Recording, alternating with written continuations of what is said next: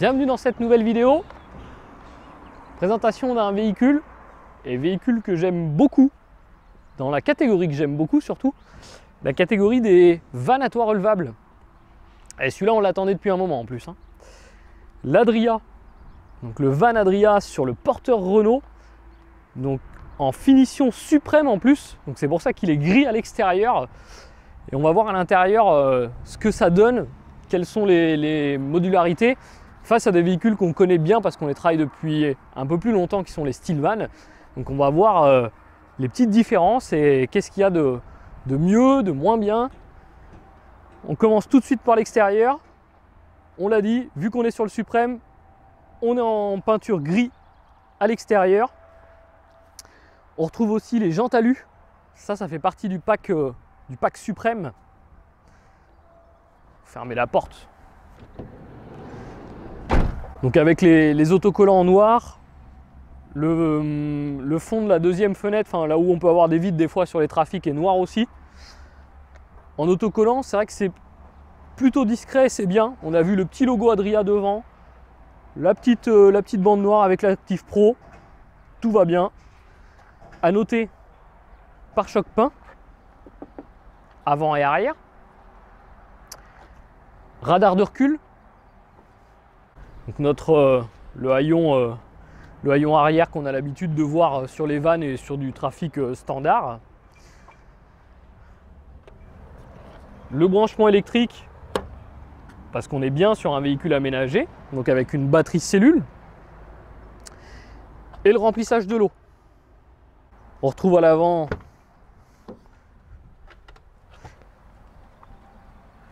le remplissage du carburant et de l'additif AdBlue. Et bien sûr, ce qui fait la différence avec tout véhicule d'origine, la partie toit relevable. Donc on voit que la partie du toit, elle est noire. Le spoiler aussi devant, qui permet d'envoyer l'air au-dessus du toit quand il est refermé, est aussi noir. Donc sur l'extérieur, on a quelque chose de plutôt joli, réussi. La belle calandre Renault. Il n'y a pas de... Ils en ont pas trop fait. C'est classique, mais super joli. Passer à l'intérieur, ce qui intéresse tout le monde, forcément.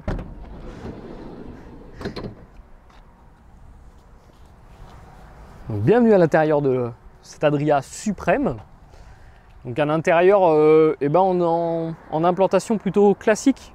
C'est-à-dire qu'on est sur le système avec la cuisine, etc. sur un bloc complet. À gauche du véhicule, ce qu'on connaît dans les combis historiquement depuis des années, avec les sièges qui pivotent. Donc ça c'est pour la partie standard. Déjà on va commencer peut-être à parler du porteur, ce fameux porteur Renault, parce que sur l'Adria Suprême il a quelques spécificités. Donc notre porteur Renault, certains le connaissent déjà, le trafic. Bon après on est sur la dernière génération, donc on a les tableaux de bord qui avaient été retravailler un petit peu, les bouches de chauffage aussi là-bas. Commande au volant, donc assez simpliste, mais commande au volant quand même. Le système de navigation, le système média en fait de chez Renault. Et la chose la plus importante, boîte auto. Et avec une puissance moteur de 145 chevaux. Donc un moteur assez puissant et une boîte automatique. Donc clairement pour la conduite, pour vraiment un véhicule qu'on peut utiliser et qu'on va utiliser tous les jours en van parce que c'est souvent le but, ça permet d'avoir quelque chose qui est plutôt... voilà, quand on fait 20 000 km à l'année ou 25 000 km à l'année, on aime bien que ça soit confortable. Donc siège qui pivote. Là la table elle est mise en position, sinon elle a son rangement sous la banquette. À noter, donc véhicule en 5 places carte grise, ça c'est assez rare dans les vannes pour le souligner. 4 couchages, 2 là-haut, 2 en bas. Alors, le fait d'être en 4 couchages et 5 places carte grise, ça arrive souvent en van, sachant que c'est un véhicule qui est destiné à être utilisé aussi au quotidien. Des fois on a besoin de 5 places, pas forcément pour dormir, mais pour emmener les enfants et leurs copains au stade de foot, par exemple. Partie cuisine, alors on va enlever la table pour pas qu'elle nous gêne pour le moment. Et on va regarder cette partie cuisine. Donc on a notre mini évier. À côté, la partie plaque de cuisson, donc 2 feux. Forcément, on est dans un van. On est sur une vitre en verre, hein, avec les feux en haut. Ça, c'est bien parce que pour le lavage, c'est carrément plus facile. Et juste à côté, on va retrouver la glacière. Donc glacière avec un petit bac de rangement. Elle est profonde, hein, elle est très profonde. C'est une glacière à compression. Donc ça nous permet d'avoir des descentes en température très rapides et surtout d'avoir quelque chose qui fonctionne très bien même par forte chaleur. En rangement, on va retrouver des tiroirs sous l'évier et la plaque de cuisson. Un deuxième tiroir ici. Donc on a de la profondeur, hein, quand même en termes de tiroirs dans la cuisine.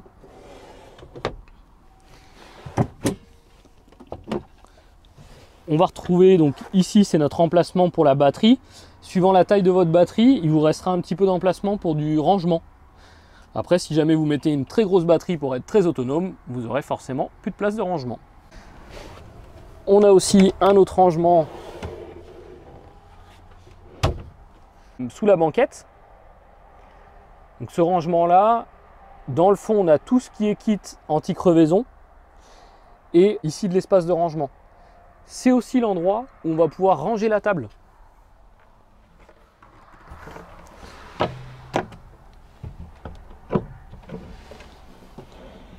Donc notre table, quand on s'en sert plus, hop, elle est rangée ici.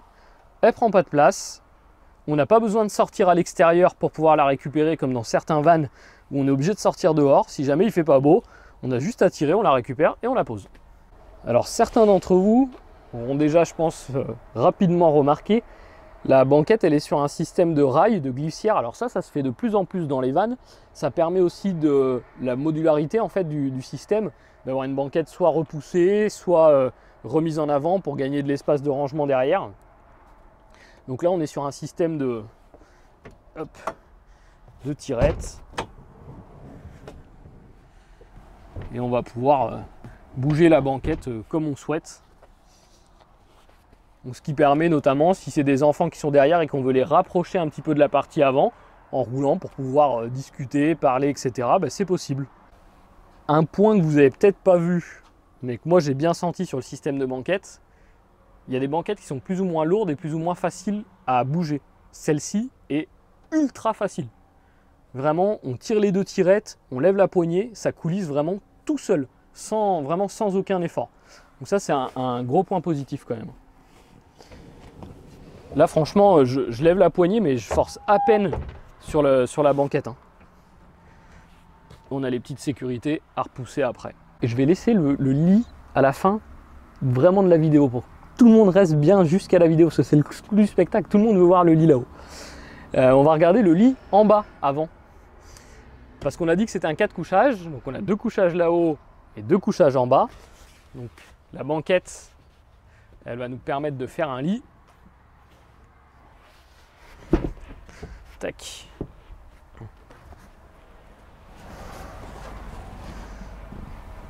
Hop. Donc on vient prendre la première partie, on la couche. Ici on a une manette, on vient l'activer et on couche là aussi la partie de la banquette. Hop.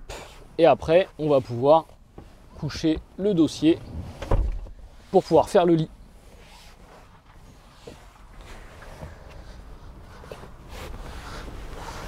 Donc lit du bas très facile à faire, très rapide et où moi j'y vois plein d'avantages. Déjà le lit est complètement repoussé tout au bout du véhicule contre le haillon. Ce qui permet, même si ma porte était fermée, d'être ici, de pouvoir me changer, de pouvoir me déshabiller et de pouvoir aller au lit. Certains lits de certains vans vont être plus avancés et en fait on ne va pas avoir cet espace là, on va être obligé de se changer à moitié sur le lit. Ce qui permet aussi de faciliter, quand on a un lit qui est complètement poussé au bout, de faciliter la descente du véhicule. Si quelqu'un est dans le lit et que l'autre veut descendre, il peut très bien sortir du lit, s'habiller et descendre ici sans sauter directement du lit au sol. Donc on a ces petites astuces là. Autre équipement avec un emplacement plutôt bien pensé, tout ce qui est tableau de commande, et notamment celui du chauffage.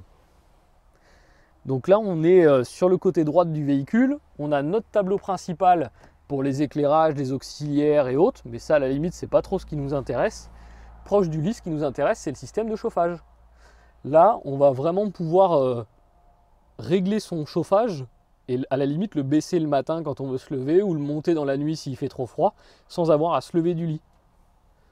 Bon, ça c'est du coup un peu le côté feignant qui parle. Double prise USB, bon bah ça très bien pour recharger les téléphones. Et un accès à nos penderies et à nos rangements. Donc soit quand le lit est déplié, soit on va le voir aussi, on a accès par l'arrière du véhicule, par le haillon, quand la banquette est en mode banquette tout simplement. Autre élément, au niveau des systèmes d'occultation des fenêtres, on va avoir des rideaux occultants sur la partie avant. Donc vraiment, là, des rideaux. Donc ça c'est pour la partie fenêtre et en même temps pare-brise. Donc on va avoir un système de pression tac, à mettre en place. Clac. Hop. Système qui nous permet de cacher l'avant sans avoir de système à ventouse. Donc ça, je trouve ça plutôt bien pensé et pratique, dans le sens où vous avez vu, c'est replié le long de la cabine, ça prend pas de place et ça évite de stocker une espèce de grosse pochette avec les ventouses, etc. à mettre. Et le risque aussi que la ventouse dans la nuit tombe parce qu'on l'a mal collée, etc. On va avoir aussi, de toute façon on a des systèmes d'occultation de chaque fenêtre. Donc sur les latérales, on va avoir un rideau qui est en fait déjà présent sur le véhicule. C'est pareil, encore une fois, c'est pas un rideau à remettre. Donc on va avoir le système juste à descendre qui va pouvoir occulter. Donc là, il y a un peu d'avantages et d'inconvénients, mais encore une fois, dans les vannes, malheureusement ou heureusement, c'est qu'on est toujours sur un système de compromis. C'est pratique parce qu'il est à demeure et qu'on n'a pas besoin de ressortir une poche avec ressortir des ventouses, etc.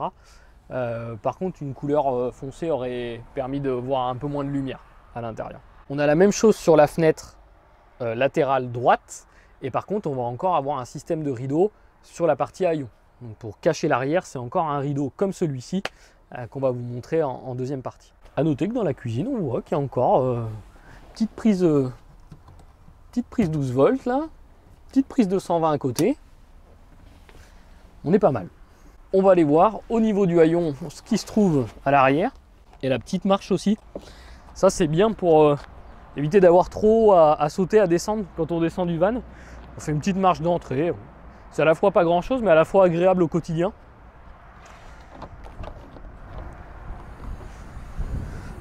Donc, à l'arrière de notre van,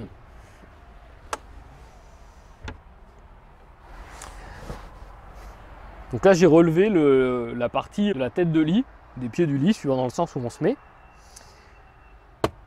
Notre toilette. Donc le toilette Tedford, donc là qui est monté, enfin en tout cas mis d'origine, c'est un toilette portable, parce qu'on est dans le pack suprême. Donc on a vu au niveau des rangements, on a accès aussi par l'arrière au rangement. Une prise de 120. Donc là, petit véhicule, on a déjà vu 2 prises de 120. En partie basse, on va avoir le système de coffre gaz. Donc là, pour pouvoir mettre ma petite bouteille de gaz. Et mon branchement pour la douchette extérieure. Donc on le rappelle, douchette eau froide, mais c'est souvent le cas dans les vannes à toit relevable, c'est que de l'eau froide. Sachez qu'en option, en tout cas nous en concession, on peut vous rajouter des systèmes de chauffe-eau suivant votre utilisation, suivant ce que vous voulez. Il ne faut pas hésiter à nous en parler parce qu'on sait faire. Et c'est là où on retrouve aussi sur la partie haillon notre rideau, encore une fois. Hein. Donc à l'arrière, c'est essentiellement tout ce qu'il y a. Et maintenant, on va voir le lit, enfin, pour ceux qui sont restés. Alors 2 choses intéressantes. Là, le toit est relevé, mais on va le rebaisser, le relever. Le toit est très facile à manipuler chez Adria. Les vérins sont très faciles. Le système de verrouillage est très facile aussi. Donc ça, c'est vraiment un gros point fort. Comme tous les vannes, on a des systèmes d'ouverture. Donc là, on voit la vitre, elle est ouverte, mais ici, c'est bâché. Et après, on va retrouver sur le côté aussi un système d'ouverture, donc avec un petit zip. Où là, par contre, on va retrouver de la moustiquaire pour l'occultation. Enfin, pour les moustiques, pardon, et un occultant par-dessus.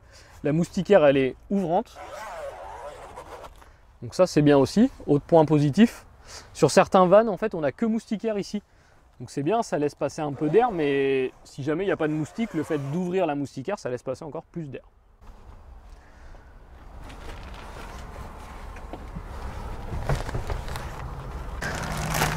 Donc dans notre couchage, déjà, chose intéressante, Sommialat. Système Froli. Donc ce système, on l'avait déjà vu sur le Stillvan, l'Oakland ou le Durban, peu importe. Donc un système plutôt confortable pour le lit, avec un petit matelas à mémoire de forme par-dessus.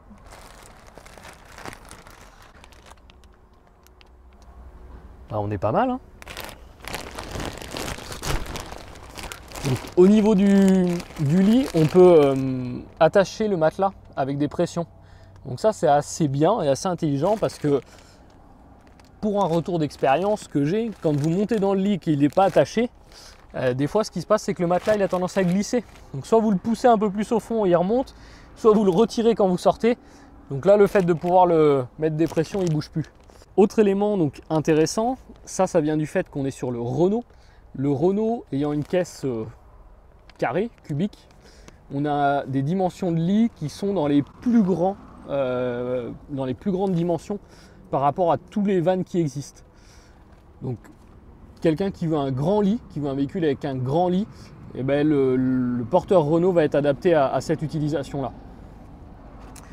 Et moi j'aime bien les petites tablettes qu'ils ont fait ici là, pour pouvoir poser la nuit le téléphone. On a un petit spot d'éclairage qui est juste ici. Ça c'est plutôt agréable, ou même les bouquins, hein, téléphone, bouquins à poser, c'est plutôt cool. Et la vitre est aussi assez grande en façade, quand elle est ouverte, on a une belle vue. Alors, pour replier, donc la partie lit, bon, pour le lit c'est facile, on tire dessus, c'est le système de vérin, il vient se plaquer. Pour le lit là-haut, on a deux poignées, on les attrape, on tire dessus, et après il vient se verrouiller. Là on vient de voir, j'ai juste tiré un tout petit peu, et sur le Renault avec ce type de toit là, en fait, il n'y a pas besoin de plus. Là il est verrouillé. J'ai pas de sangle à remettre ou autre, c'est verrouillé. Pour déverrouiller, c'est aussi simple, j'ai deux petites poignées, j'appuie dessus, je pousse vers le haut, et c'est déverrouillé. Du coup, aussi bien on l'a vu sur le système de la banquette ou du toit, c'est ultra facile en manipulation et ça c'est agréable parce que oui, quand vous remontez le toit 2-3 fois par jour, si jamais vous arrêtez entre midi et 2 pour manger, le soir vous le repliez, c'est vraiment agréable que ça ne force pas et que ça soit facile d'utilisation. Alors, dimension du van, parce que ça c'est ultra important. En van, on veut savoir les dimensions, longueur, hauteur, etc.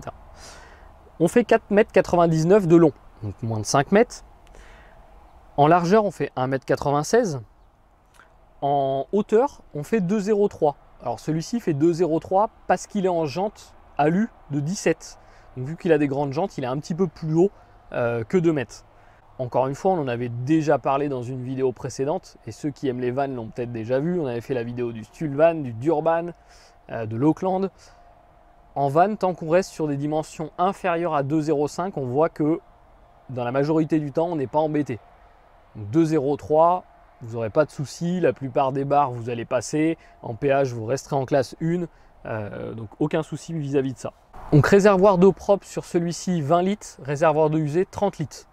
On n'est pas très grand en réservoir d'eau propre et eau usée, on reste sur du van, hein, alors incomparable aux 100 litres des camping-cars, etc., on le sait bien, mais 20 litres ça reste aussi dans les plus petits réservoirs qu'on ait. Donc, après il y a de la place dans la partie arrière, pourquoi pas un petit jerrycan de 10 ou 20 litres supplémentaires, bon voilà, c'est quelque chose qui est envisageable. Maintenant concernant les options, on l'a dit sur le porteur, boîte automatique, on a le Medianav de chez Renault, essuie-glace et phare automatique au niveau de l'allumage, on a les pare-chocs peints, on a les anti-brouillards avant, que j'avais oublié, et on a le volant cuir. Concernant maintenant les options arrière, les options cellules, on va avoir le WC, on en a parlé, le chauffage Webasto. Pareil, on a parlé de la commande, on est sur un chauffage gasoil. On a dit qu'on n'a pas de système de chauffe-eau, mais techniquement c'est possible en option. Jante alu en 17, ça on l'a vu, et les radars de recul, on l'a aussi vu. Donc le véhicule, avec tous ces équipements-là, donc avec ce pack suprême, arrive à un tarif de 54 629, donc 54 629 € pour l'Adria Active en version suprême. Je pense qu'on a fait un bon tour de ce véhicule. Après, si vous voulez affiner et le voir, hein, forcément, il est disponible en concession, disponible sur le parc. Donc, venez rapidement maintenant parce que ça reste aussi notre dernier van Adria. Hein, on n'en aura pas d'autres pour la collection 2021. En tout cas, on vous souhaite une bonne utilisation, un bon voyage.